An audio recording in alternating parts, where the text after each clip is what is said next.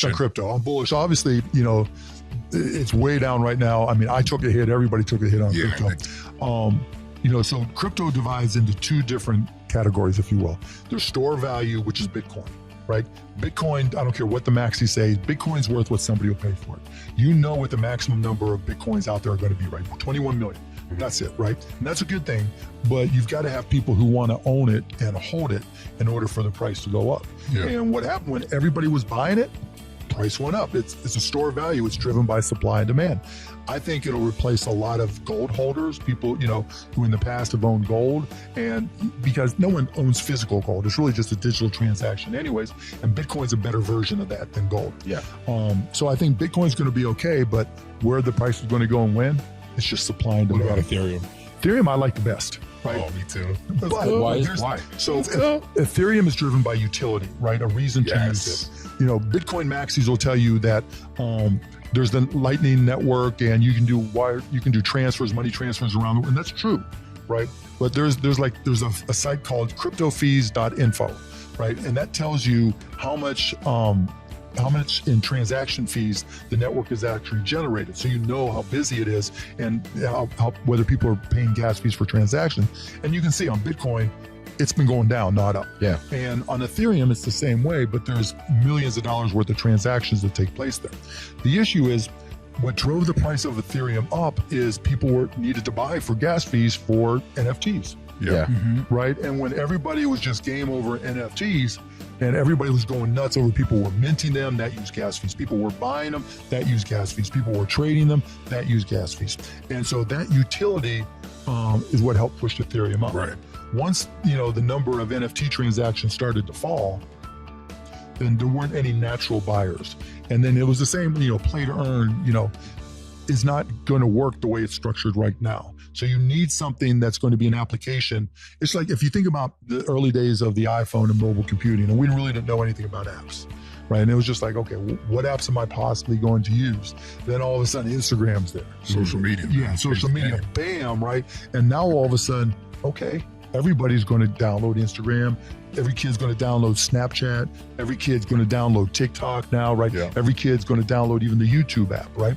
And so that is utility. That forces people to use your iPhone, use the App Store, whatever. It's a great way of looking at it. With Ethereum, it's the same type of thing. There's no app where you say, okay, we all got to use it. That's what it needs. And it's not going to be like, okay, here's Instagram for Ethereum. Or here's how do you think that happens then? Somebody just has a smart idea. Like more people got to driving it the whole time. And I'm an investor in OpenSea, and it's been great, right? But, you know, and then play to earn, I'm an investor in Axie Infinity, Mavis, and I think they messed it up, right? And they kind of got hurt because they got hacked, so it's not fully fair. But, you know, you've got to have a reason for people to buy the token, whether it's Ethereum or another one, other than just speculation.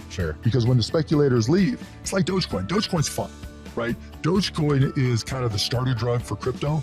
You know, it's cheap, easy, maybe cheap.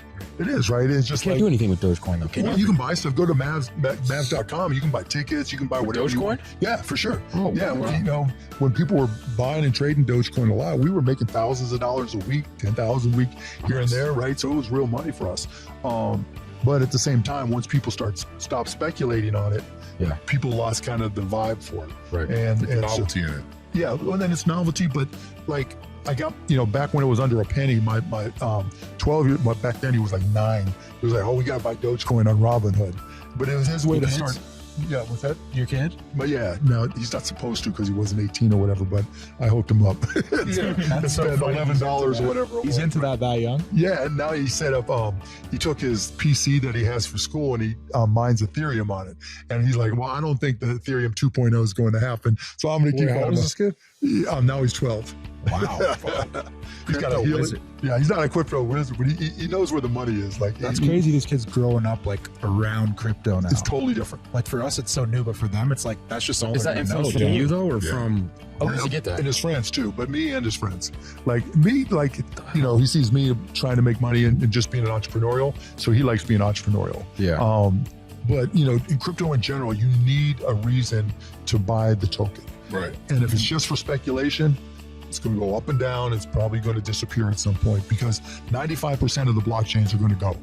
There's just no reason for them to exist. But overall, you think Ethereum, Bitcoin? I think Ethereum and Bitcoin will survive. I just don't know what the price is going to be and when. Right. And I do think with Ethereum, with smart contracts, like the reason I got excited about Ethereum, I went in and I just said, okay, what's all this buzz about an NFT, right? And so I went and put in an NFT, and as I'm setting it up and getting ready to mint one little field said royalties, right? Because when you mint an NFT and you set a royalty percentage, 5, 10, 20, whatever percent, and then it gets resold, you get paid a royalty. Yeah. Mm-hmm. There's nothing else in media that allows you to do that. Yeah, it's pretty crazy. Right. So you guys make money from selling the products, and I don't know if you do ads or whatever, but you're a platform. But if you wanted to sell, your podcast, you could, but there's just no way really to monetize it after that first sale. Yeah. And for most content, there's no way to monetize. Like you've been in a YouTube game forever, and if it's downloaded or watched and shared, that's it. Yeah. We actually dropped one. When did we drop it? 6 months ago? Yeah, we did our full send meta card. So we dropped an NFT too.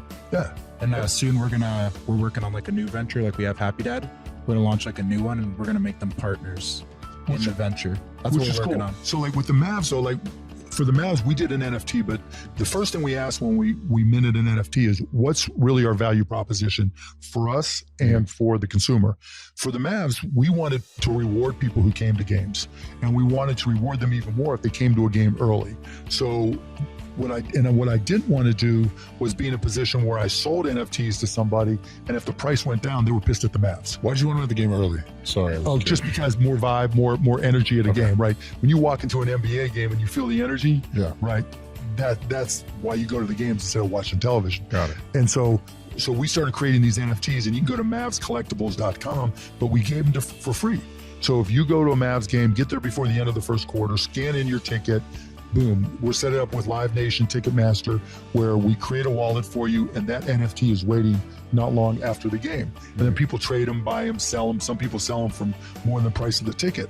But the point being that I don't want to be in the game where I'm selling NFTs to try to make a quick buck, because when the prices go down like they are now, right, your brand is impacted, right? Sure. They're thinking, I bought it, and got my Happy Dad NFT, but it no go up. You could be a hero one day, and then the next day you're the villain.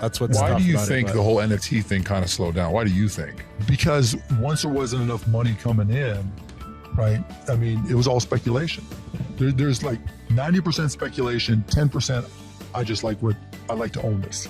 Like having a Bored Ape, okay, there's still some cachet for it, whether or not you have it as your profile or not.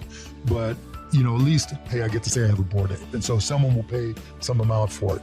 I go like on OpenSea or Mintable or wherever, Rarible, and like I'll look every now and then. If there's something that just catches my eye, it's just cool. And I'll buy it. I'm not going to spend thousands of dollars, but I'll spend $10, $20, $50 on an NFT if I think it's good. And if you want to check them out, I actually created a little company. I had somebody come in and code called lazy.com. So if you go to lazy.com, you can just attach your wallet. Lazy.com. Yeah, lazy.com. Great. How'd you get that book? I had it for like forever, right? I'm like, what is do it? I have any URLs? What's lazy.com? It's called lazy.com. So if you have a wallet from like most of the major blockchains and it has NFTs in it, you just go to lazy.com. It takes 2 seconds to set up an account. You connect your wallets. And then, if you want to see my NFTs, you go lazy.com/mcuban. Yeah. And I just put it like in my Instagram profile or put it at the bottoms of emails. That way anybody can look at any of my NFTs and they're all set up there. You can pin some to the top, little profile, all that kind of stuff. And it's free. Yeah. What are your favorite NFTs? Besides like Bored Apes or like and besides the Mavs, just random stuff like sci-fi looking stuff and some, just go and check it out. Like I pinned my favorites up there. I like my Mutant Ape, but even more than the high profile ones, it's more just the ones that I look at and go, that's talented, that's creative.